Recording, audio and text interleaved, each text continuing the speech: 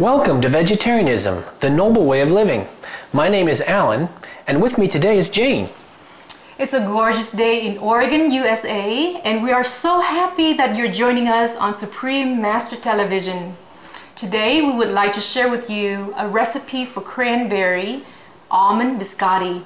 It is great with coffee, tea, hot chocolate, or just a snack by itself.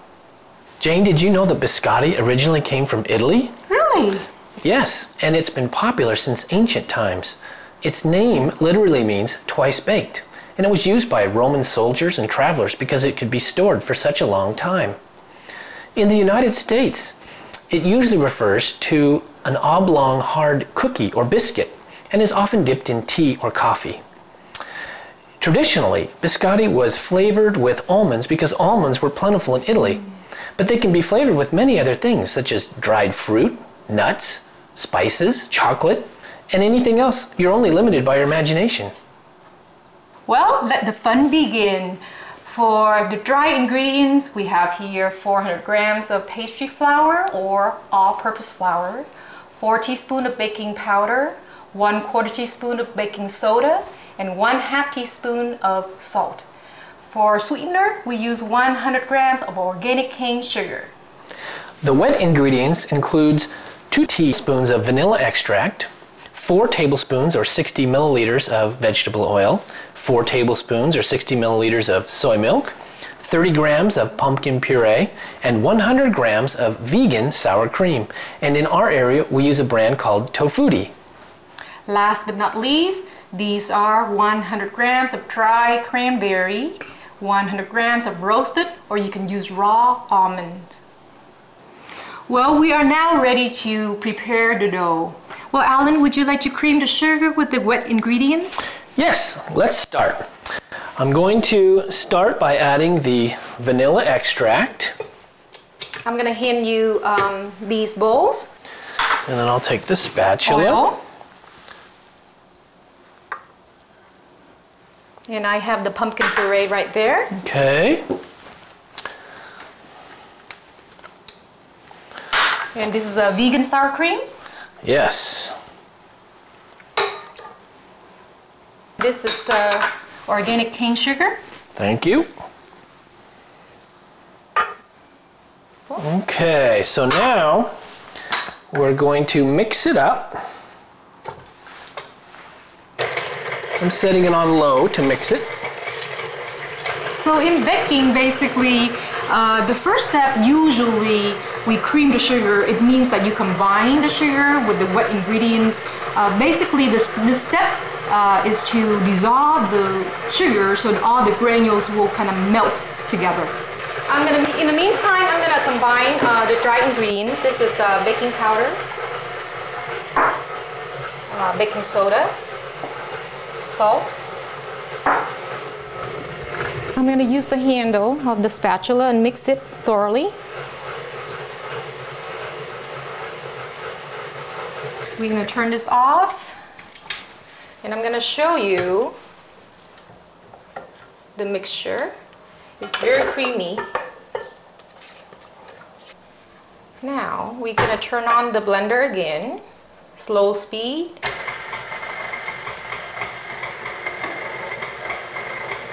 This is a soy milk. So in this recipe, I have 60 milliliters of soy milk. So I'm going to slowly pour it in. You don't want the dough to be too dry or too wet. And so this is the right amount. You can see that the dough is not, it's kind of coming together and it's not sticking to the bowl, the lining of the bowl too much. Another thing I want to mention is that you don't want to over mix the dough because it's going to be very sticky and it's going to be chewy.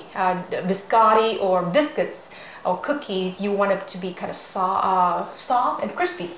So the last 2 ingredients are cranberry and almond. I like to use roasted almond because I like the crunchiness of it, and you know, with nuts, when you roast, it brings out the flavor. Some people like to have raw nuts, and that's perfectly fine too. So almond, cranberry,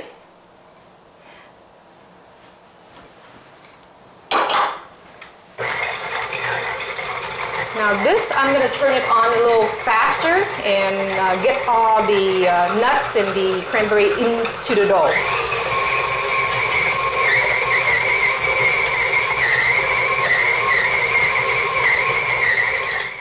So you know when it's ready, when all the nuts and the cranberry get incorporated into the dough, there isn't any left in the bottom of the bowl.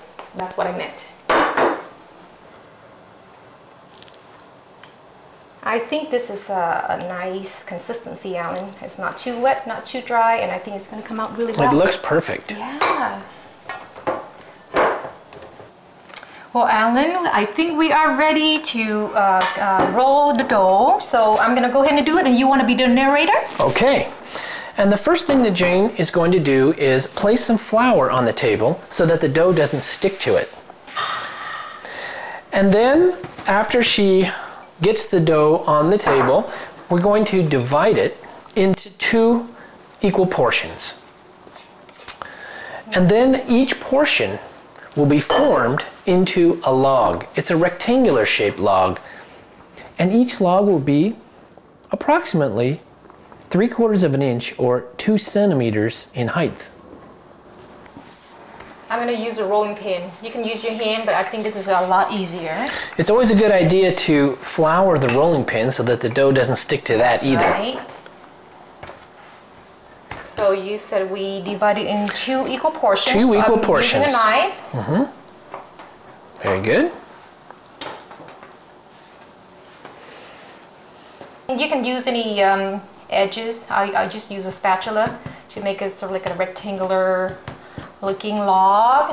So when you cut, all the pieces are even or semi-even. When preparing the baking pan, we like to put parchment paper on the bottom, or you can use wax paper, and then we spray a little bit of cooking oil or vegetable oil, and this prevents the biscotti log from sticking to it after it's baked.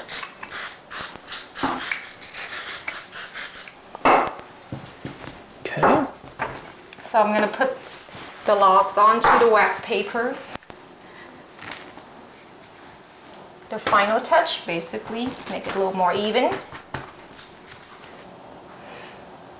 Well, it's time to bake the biscotti. Jane, could you please put it in the oven for us? Sure, my pleasure. We like to bake the biscotti at about 350 degrees for 20 to 25 minutes or until it's light brown.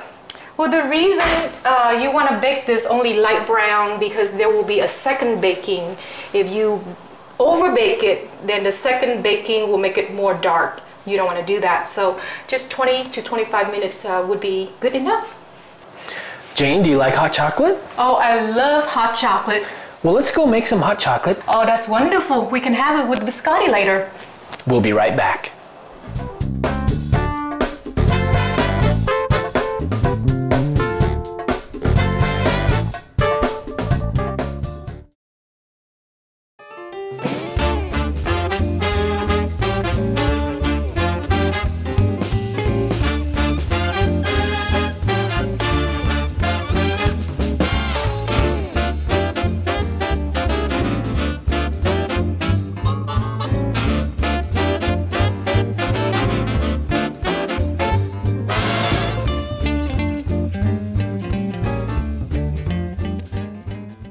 It's been 25 minutes and I think the biscotti's ready.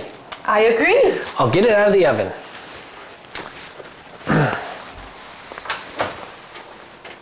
Looks wonderful. Smells good. Nice and brown. Light brown, of course. So after you remove the biscotti logs from the oven, let them sit for 5 minutes before you transferring them to a rack. It's been 5 minutes and I think the pan is cool enough. Yep. And we're gonna put it down on the table. You can just kind of lift the log up using a paper and put them on a cooling rack, just like this. This cooling takes about 10 to 15 minutes or until the logs are kind of warm to touch. And after that, they're ready to be sliced into smaller pieces. It's been about 10 to 15 minutes and the logs have been cooling on the cooling rack. They feel slightly warm to the touch, and I believe they're ready for slicing. I think so. Would you like to slice a few, Jane? Of course. This is my cutting board. We're going to use a serrated knife because the logs are a little hard and that seems to work the best. And we usually cut each slice about 2 centimeters wide or 3/4 of an inch. So I think the 2 logs make about 24 cookies, and 2 cookies are about 1 serving. So, you know, I usually have these biscottis with breakfast. You know, have a cup of coffee and kind of dip it in there. It's so delicious. And sometimes I bring them for lunch. You know, they're so healthy actually. They have nuts, fruits, and you know, it's really, and it's not too sweet. It's really, really good. They're a very tasty snack. They taste great when they're hardened into the log or when they're softened when dipped in coffee. So this is what it looks like. Now that the logs have been sliced, it's time for the second baking. These will be baked for about 7 to 10 minutes at 325 degrees. If you like the biscotti a little softer, then just bake it for less time. The purpose of this second baking is to dry out the biscotti without browning them too much. The technique is what allows the biscotti to be stored for such a long time. So this is what I'm doing, the cut side down. I'll place it in the oven. It's been almost 10 minutes and we're ready to take the biscotti out, flip them over, and bake the other side. Ooh, that looks good. Looks good. And we'll place them on the cooling rack. So we're gonna turn them over. They are dry, but they're not totally brown because you don't want to over browning them because they get really, really hard.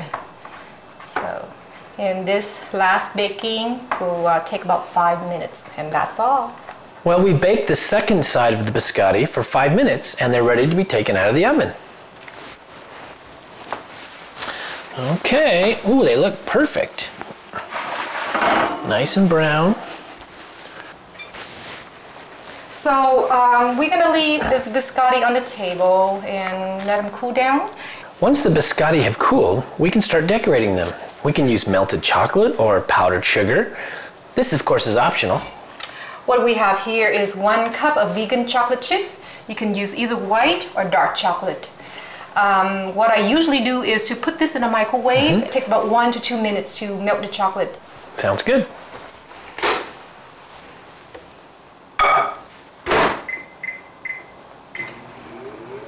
I think the chocolate is melted. Okay. Ooh, it's a little hot, so I'm gonna put this on a plate.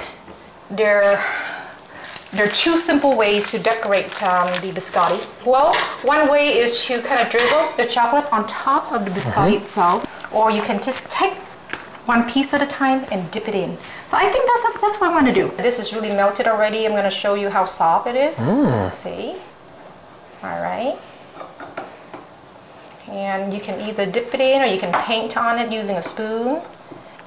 You let the chocolate side sitting up and let it cool.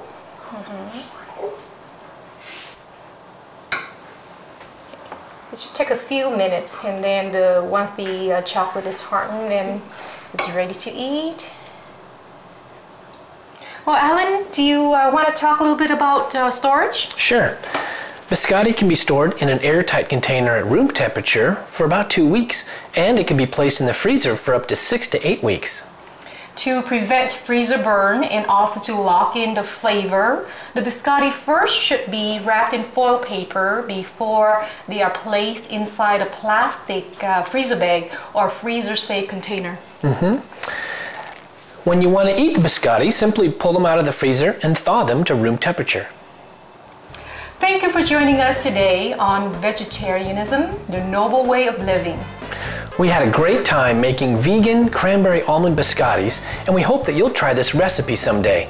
Perhaps you can share this little baked good with a non-vegan friend so that he or she can be veg, go green, and help save the planet. Please stay tuned to Supreme Master Television. Coming up next is Between Master and Disciples.